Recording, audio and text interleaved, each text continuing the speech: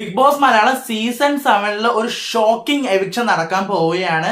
നമ്മൾ പറഞ്ഞ ഈ 4 പേരിലൊന്നും അല്ല, 4 പേരിൽ ഒരാളുണ്ട്. പക്ഷെ ആരാണ് ആ 2 പേര് ഡബിൾ എവിക്ഷൻ ആണെന്നാണ് അറിയാൻ കഴിഞ്ഞത്.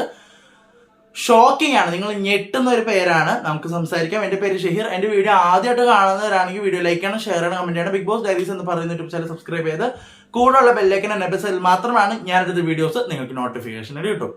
അപ്പോൾ ഒരു ഷോക്കിംഗ് എവിക്ഷൻ ആണ്. ആരും പ്രതീക്ഷിക്കാത്ത ഒരാളാണ് ഇന്ന് എവിക്റ്റ് ആവാൻ പോകുന്നത്. അത്രയും എന്താണ് ഇതില്ലാത്ത ഒരാളുടെ പേര് പറയാം. ചില ഇവരുടെ പേരായിട്ട് ആരും ഷോക്ക് ആവത്തില്ല. അവരുടെ പേര് പറയാം.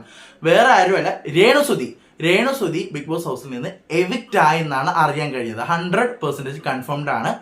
പിന്നെ അടുത്ത ഒരാള് ആര്യനോ അതുപോലെ നമ്മളുടെ ഒനീലോ ഇവരൊന്നും അല്ല, അപ്പാനി ശരത്ത്.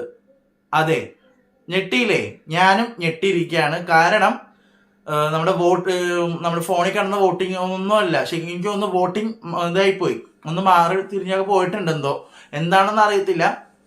അപ്പാനിയാണ് എവിക്റ്റ് ആയിരിക്കുന്നത്. ഒരു ഷോക്കിംഗ് എവിക്ഷൻ ആണ്.